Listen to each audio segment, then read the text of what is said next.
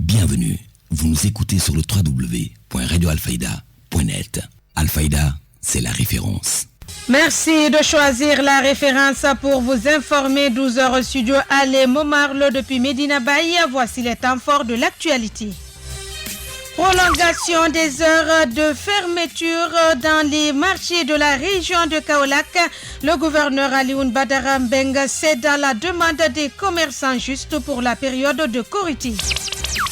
Le sous-secteur du transport urbain également bénéficie des assouplissements seulement à Kaolack. Les acteurs demandent plus, à savoir la réouverture des gares routières.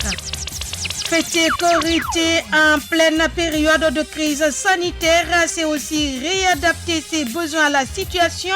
C'est l'avis de nombreux pères de famille désormais préoccupés que par le manger. Un reportage à suivre. Covid-19 au Sénégal, le communiqué du jour fait état de 98 nouveaux cas positifs et 65 patients déclarés guéris. Nous ferons le point en début de ce journal. Puis l'actualité ailleurs dans le monde, la page sportive et la revue des quotidiens mettront fin à ce journal. Bonjour et bienvenue. Le journal Fatoumata Kamara Bangoura. Avec la conduite technique de Kodusek Kinimi. Bonjour et encore bienvenue dans cette édition.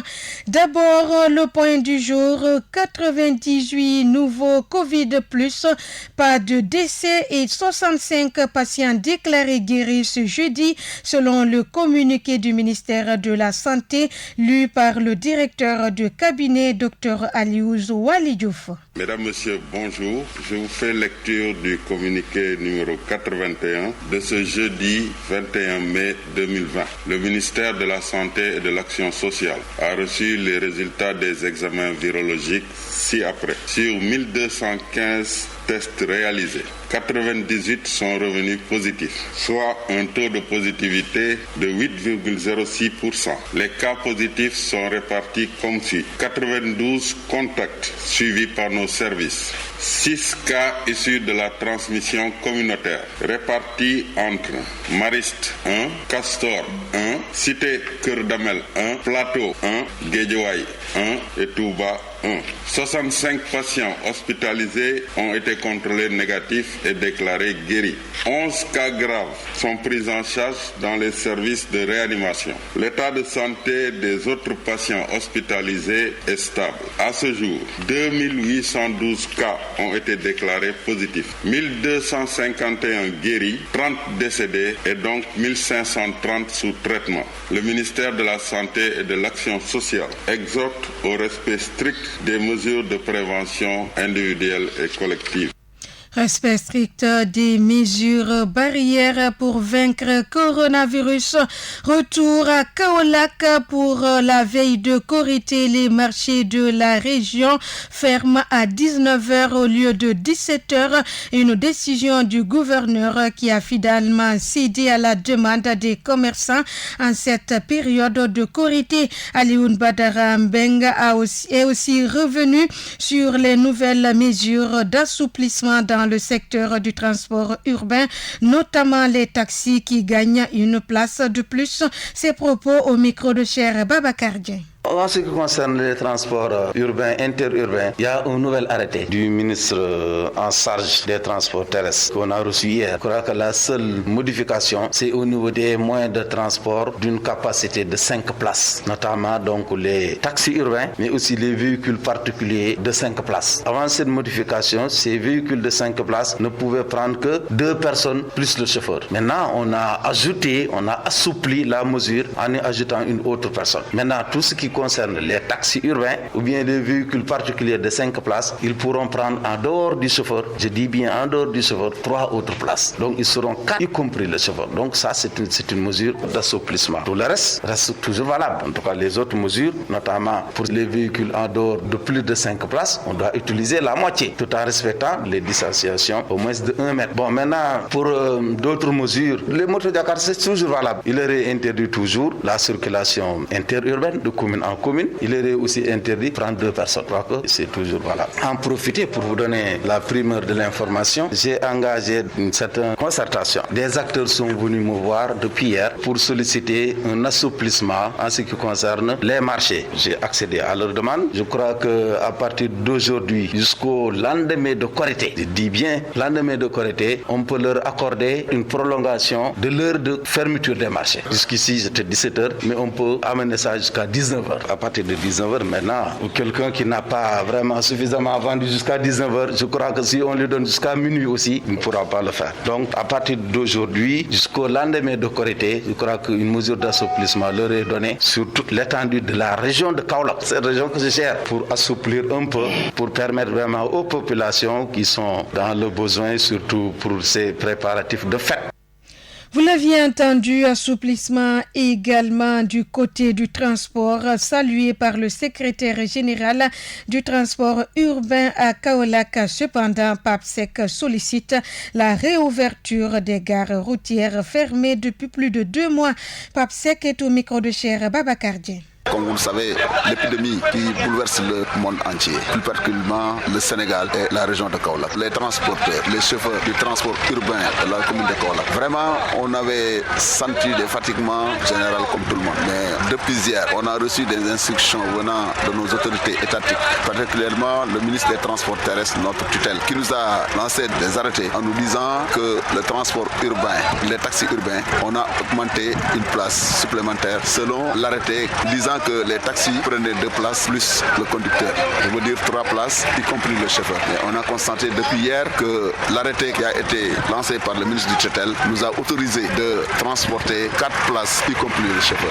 Nous rendons grâce à Dieu et nous saluons cette décision. En disant aussi que nous lançons un appel aux autorités en disant que le transport est vraiment fatigué. Généralement, je dis le transport routier tout entier. Parce que vous savez, les taxis urbains étaient en train au moins de démerder avec ce qui était. Mais soi-disant, le transport interurbain qui depuis 2 à 3 mois ont baissé les rideaux et ne parviennent pas à prendre leur travail. Nous lançons un appel aux autorités de veiller à ça et de nous venir en aide parce qu'on est fatigué. Non pas les chauffeurs et les transporteurs, mais la population sénégalaise a besoin de se déplacer. C'est ce que nous attendons d'eux et que nous en avons besoin de cette situation-là. À la réouverture des gares routières, bien sûr, les gares routières interurbaines, je veux dire, ici à Kaolack, depuis lors, les gares routières qu'on a ici, la gare routière Liberté de Dakar et la gare routière de Nioro. Depuis ce jour-là jusqu'à nos jours, on a respecté toutes les instructions qu'avaient données les autorités. Assouplissement d'un côté, durcissement de l'autre, le ministre de l'Intérieur, je rappelle, vient d'interdire l'autorisation pour tout déplacement dans le cadre de la célébration de la fête de Korité, une décision qui impacte beaucoup de Sénégalais qui ne pourront pas fêter en famille. C'est le cas de Amadou Faïgnan, juriste, qui dit comprendre et accepter la mesure. Nous l'écoutons.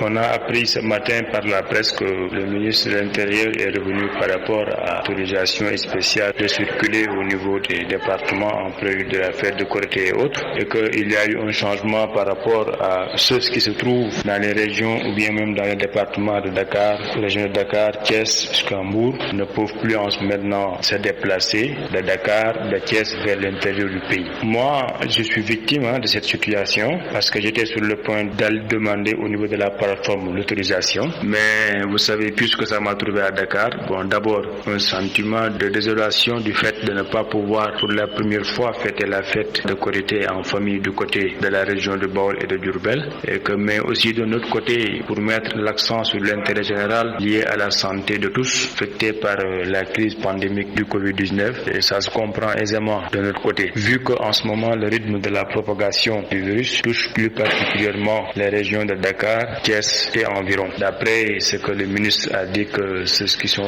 se chargent du comité de suivi de la pandémie ont pu lui informer que la progression de l'épidémie est plus notée dans les zones de Dakar et de Thiès. Peut-être pour protéger d'abord les citoyens de ces départements ou régions citées, mais aussi pour ne pas prendre le risque de voir une seconde vague pandémique de ce Covid-19. Cette nouvelle mesure se justifie aisément du point de vue des données qui ont été données au niveau du ministère. Dans ce cadre-là, franchement, malgré que je ne pourrais pas passer la fête en famille, je m'agrée à cette nouvelle mesure pour l'intérêt général.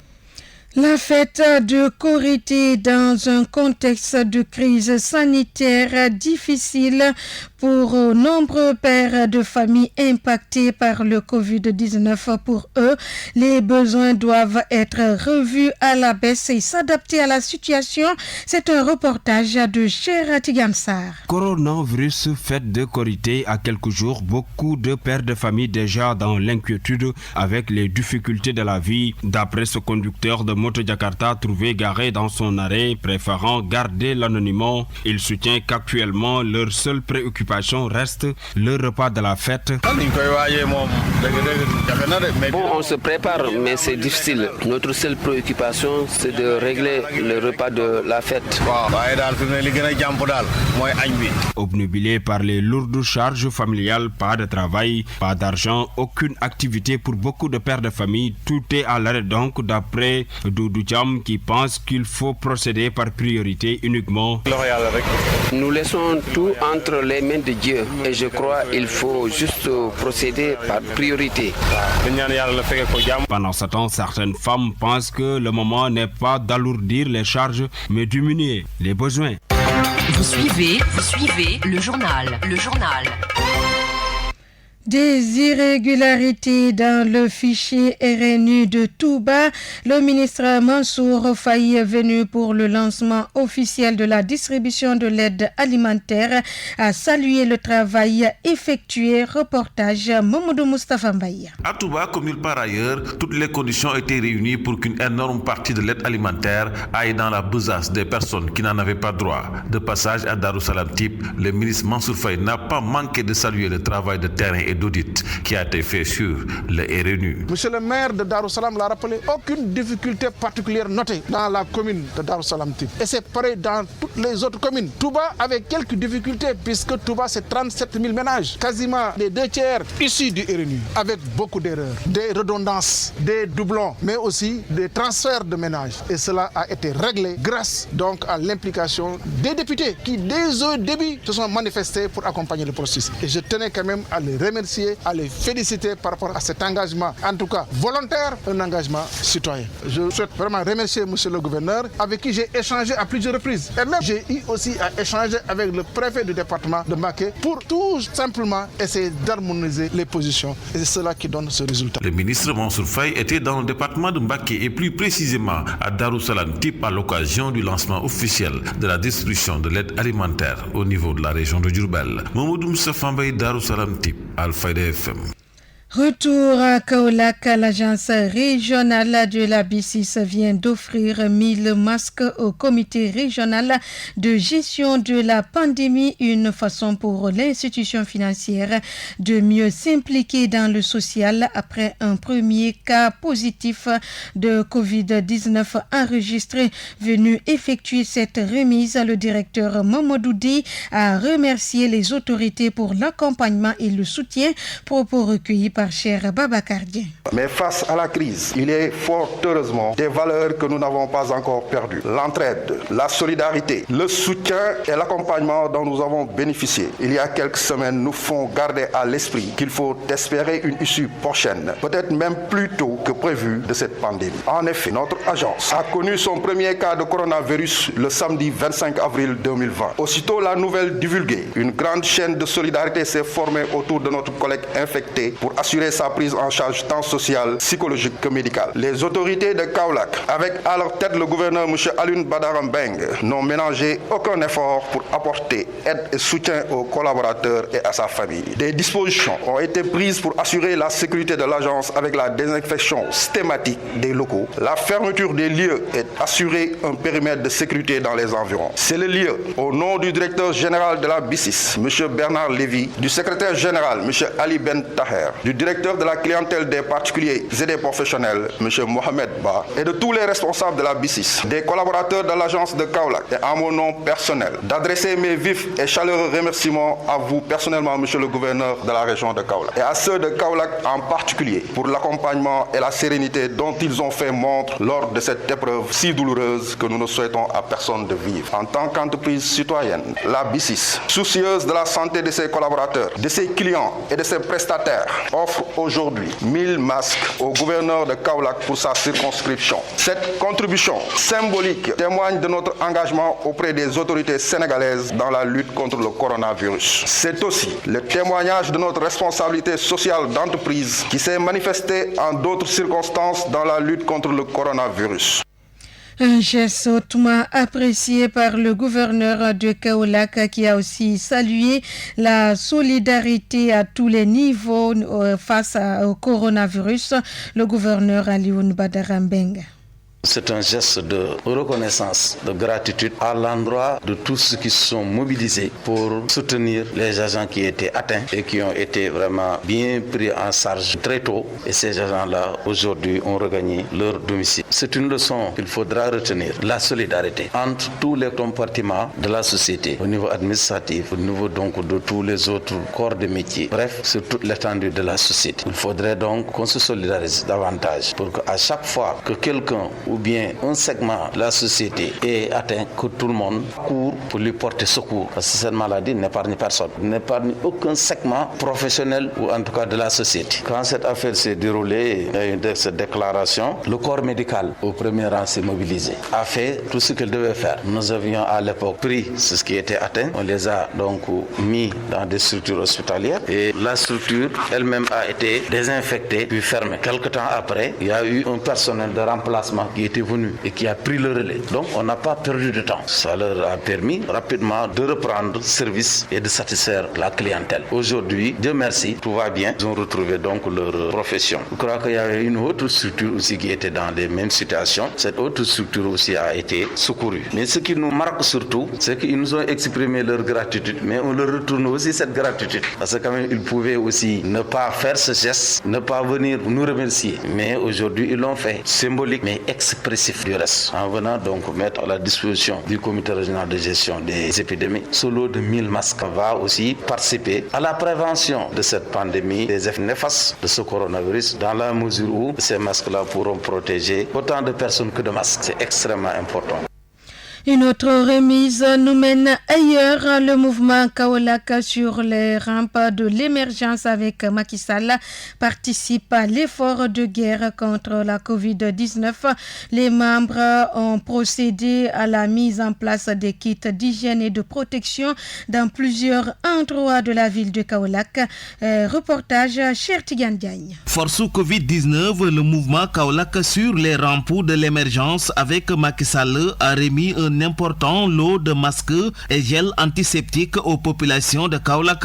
Djibril Aou, le porte-parole du mouvement. On avait accepté 5000 masques qui ont été mis à notre disposition par les membres du CREM et la cellule de communication et aussi 3000 gels antiseptiques qui ont été distribués aujourd'hui. Nous avons ciblé 6 points au niveau de Kaolack. Donc ces 6 points sont le Daral à Dialagne, le marché central, porte frigo. Le 3e groupe était au niveau porte centrale, Banana. Le 4e groupe au niveau du marché central. Le 5e groupe était au niveau du marché Sobonte. Et enfin au niveau du garage Nioro, extension Sénélec. Après concertation, nous avons vu que ce sont des points qui conversent le plus grand nombre de personnes. Occasion saisie par le responsable des jeunes de Pape Demba Bitèye pour sensibiliser les élèves sur la réouverture des classes le 2 juin prochain. Nous ne cesserons de mettre en place des activités de jeunes. Donc nos jeunes ont été déjà alertés pour que éventuellement à la prochaine ouverture des classes, qu'une campagne de sensibilisation et encore de distribution de masques et de gels antiseptiques soit faite dans toutes les écoles primaires, collèges et lycées au niveau de Kaolack. Donc nous sommes tous interpellés. En tant que jeunes crémistes, ont été déjà mis dans les bonnes dispositions par la cellule de communication ainsi que les coordinateurs ainsi que tous les membres du mouvement afin d'apporter une fois de plus notre contribution en sensibilisant, se déplacer sur le terrain pour apporter notre contribution au niveau de la population. Face à la propagation du Covid-19, les jeunes crémistes de Pape Demba Bitèye ont rencontré hier beaucoup de personnes entre le marché central de Kaolack et le forail de Dialagne qui ont salué vivement ce geste. Cher Tidiane Diagne, accompagnement à Fatick, mais nous restons dans la lutte contre la pandémie coronavirus. La société d'exploitation d'eau Sen'Eau appuie la région de Fatick en offrant une importante quantité de produits de désinfectants mis à la disposition du comité régional de lutte contre les épidémies. Noam Biaye a assisté à la cérémonie de remise. Voici son compte rendu. Pour aider à prévenir la Covid-19, la société Sen'Eau a offert des désinfectants à la région de Fatick. La cérémonie de remise a eu lieu le mardi dernier. Salou Sané, directeur territorial de Sen'Eau de Kaolack, Fatick et Kaffrine. Le don venant de la directrice générale de Sen'Eau, Madame Janie Arnal, qui a bien voulu appuyer les autorités administratives dans la croisade contre le coronavirus. Aujourd'hui, nous sommes là pour poser cet acte au niveau de Fatick. La composition du produit de protection, c'est 265 morceaux de savon de 100 grammes, 50 litres de javel en bouteille et nous avons du gel, 90 litres de 500 mg. Selon lui, la directrice générale de Sen'Eau a voulu répondre de manière efficace à l'appel du président de la République, Macky Sall. La Sen'Eau ne s'est pas limitée uniquement à ce don. Madame la directrice a mis à contribution au niveau de l'État du Sénégal 30 millions. Ça n'a pas suffi. Le personnel sensibilisé à son niveau a aussi mis à la poche pour aider les pouvoirs publics avec un montant de 5 500 000 francs CFA. Au-delà de ça, il y a certaines associations et même le personnel qu'il fallait protéger. Un montant de 230 millions a été aussi engagé. Un geste très apprécié par Madame le gouverneur de la région de Fatick, Madame Seynabou Gueye. Un appui sur lequel nous sommes véritablement satisfaits, en ce sens qu'aujourd'hui, nous sommes à une période où nous préparons la rentrée des classes le 2 juin. Et comme vous le savez, par rapport à nos élèves, par rapport à nos enseignants qui doivent bientôt aller au niveau de ces structures-là, il va falloir qu'on se prépare, surtout par rapport au respect des gestes barrières. Le directeur territorial de la Sen'Eau, Salou Sané, a rappelé que ce plan de riposte contre la pandémie du Covid-19 initié par la société va se poursuivre dans toutes les régions du pays. Nouambiaï est venu réceptionner ce don de la Sen'Eau. Le gouverneur de région a salué le geste avant d'ajouter que ceci permettra de renforcer le dispositif sanitaire pour la réouverture des écoles et des mosquées.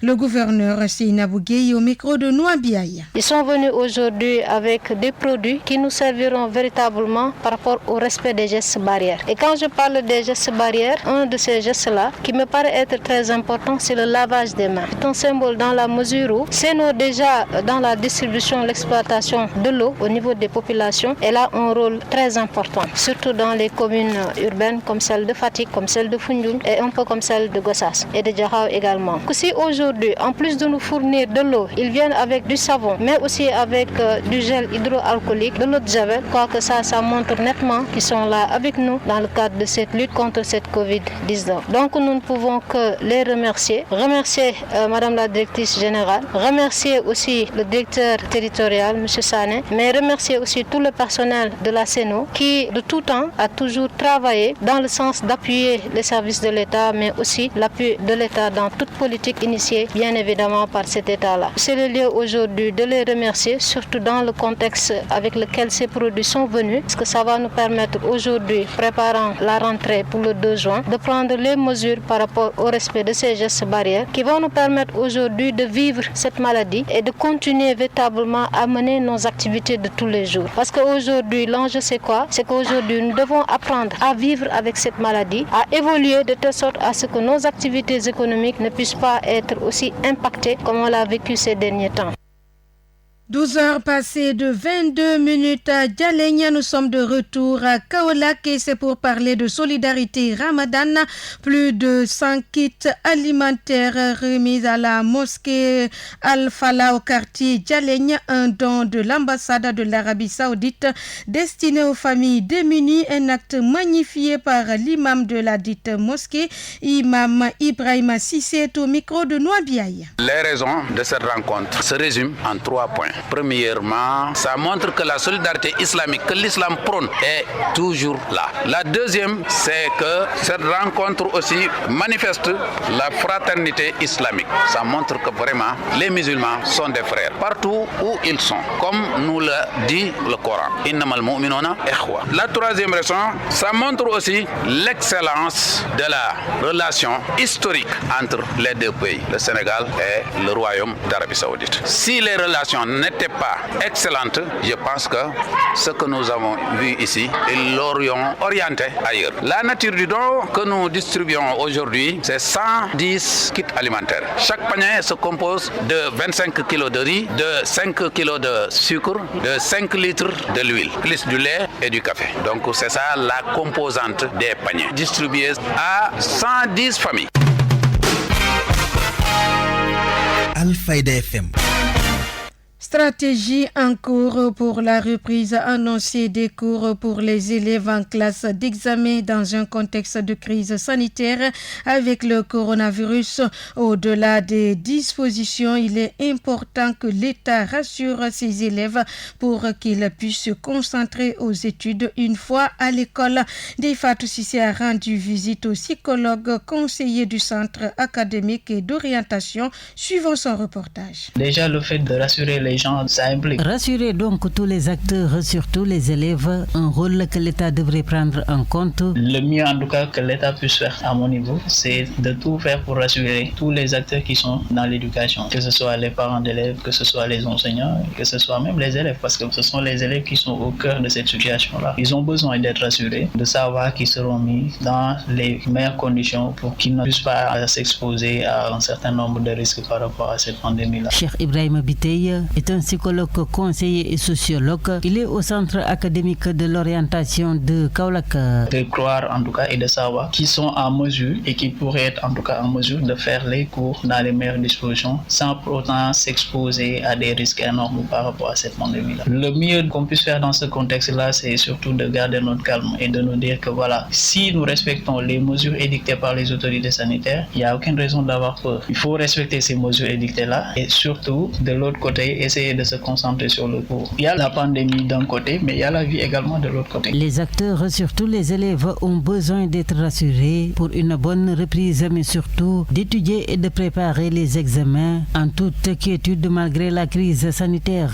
Le fait de rassurer les gens, l'impact que cela puisse avoir, en tout cas du point de vue psychologique, ça veut juste dire que bon, quand on est rassuré, généralement on est concentré sur ce qu'on fait. Les examens sont programmés vers fin juillet, début août. Tout au plus, ce sera 2 mois de cours pour faire un semestre avec toute cette pression-là. Donc, si vous voulez ajouter en tout cas cet état d'esprit-là qui n'est pas rassurant, là, ça va être compliqué pour ces élèves. Reprise des cours le 2 juin prochain. Les dispositions pédagogiques prises par les autorités peuvent ne pas être sans conséquences, d'où la nécessité de mesures d'accompagnement, nous a confié hier le psychologue conseiller. Ils ont proposé comme quoi de scinder les salles de classe en des groupes de 20 élèves par salle. Les élèves, ils ont commencé l'année avec un professeur. Donc, ce professeur-là a fait les cours depuis le début de l'année avec eux. Il y a un certain lien de connectivité qui a été fait pour la pédagogie par rapport à la méthodologie développée de travail. Donc, revenir en classe et on vous dit que voilà, ce cours-là va être poursuivi par un autre professeur. Ça peut créer en tout cas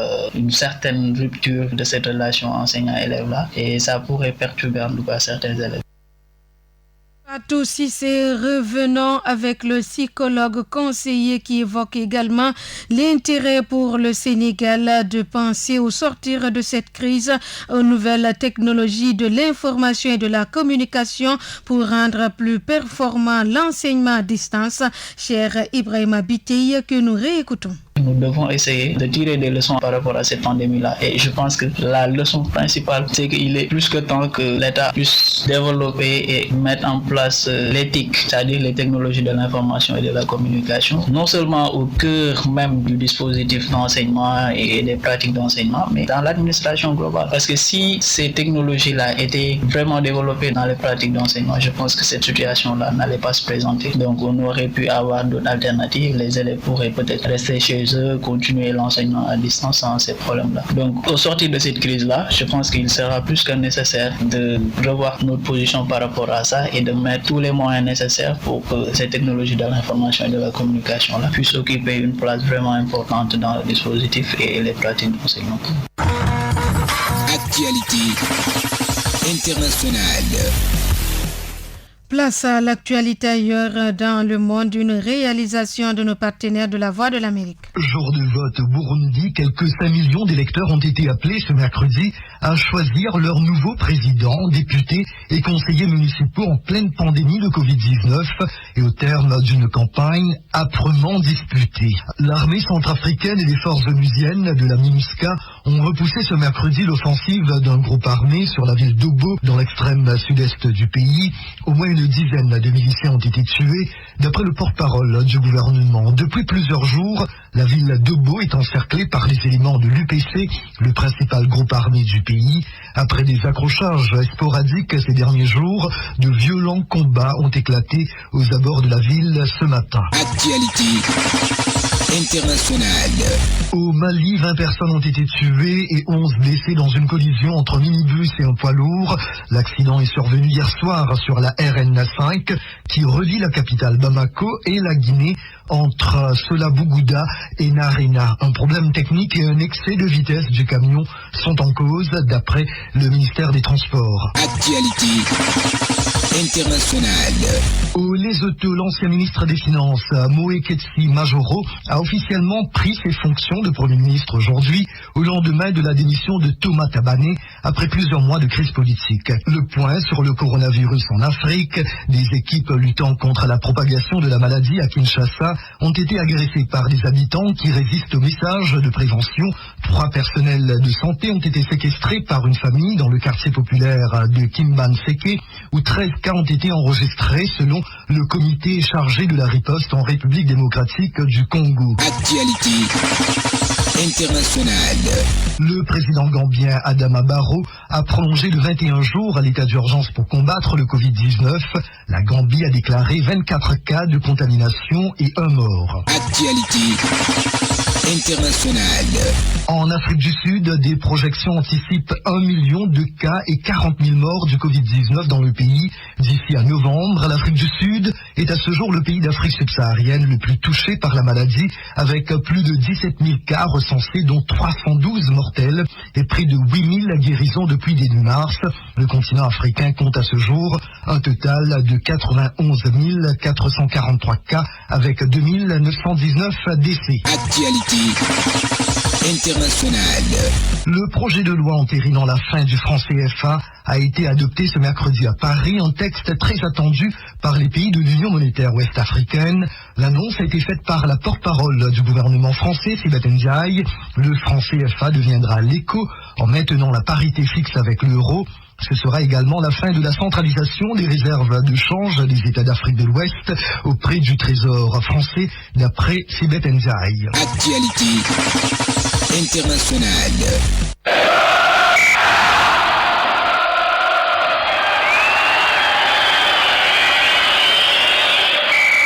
L'actualité sportive. Ou la page sportive, elle porte la signature de Moussa Khan. Bonjour. Bonjour Fatou Mata et bienvenue dans cette page sportive que nous ouvrons avec la décision du comité exécutif de la Fédération sénégalaise de football. Reprendre le championnat en novembre est très contesté actuellement. Certains présidents de clubs comme Madi Touré, pour Augustin Senghor, président de la Fédération sénégalaise de football, les décisions seront appliquées, assure-t-il, sinon des sanctions sont prévues. Pour organisation de la CAN 2025, d'après le quotidien Stat qui révèle que le président de la Fédération guinéenne de football, Mamadou Antonio Souaré, partagerait l'idée émise il y a plusieurs mois par son homologue Augustin Senghor. C'est une option que les deux gouvernements pourraient envisager, aurait indiqué M. Souaré. Nigeria, le comité exécutif a mandaté le secrétaire général pour assurer la liaison, le technicien des Super Eagles, Grenade Aurore, en vue de conclure toutes les questions concernant son nouveau contrat. Nommé en 2016, Aurore a réalisé du bon boulot avec la qualification pour le Mondial 2018 et la médaille de bronze à la CAN 2019. En Angleterre, le football va bientôt reprendre, tout au moins les entraînements collectifs. Pourtant, cela semble être toujours problématique. Plus le cas avec le fait que certains joueurs comme Tony Diner refusent d'aller aux entraînements. Nous venons d'apprendre que 6 nouveaux cas de Covid-19 auraient été détectés. Italie, pour terminer, le ministre italien des Sports Vincenzo Spadafora a annoncé que le gouvernement italien décidera le 28 mai si le championnat pourra reprendre avec le feu vert du comité scientifique qui a validé le protocole médical proposé par la Ligue sans obligation de mettre en quarantaine les effectifs durant les 15 premiers jours. Voilà Fatoumata, ce qui referme cette page sportive. Merci de l'avoir suivi. Excellent suite de programme sur la 90.1. Alfayda FM 90.1.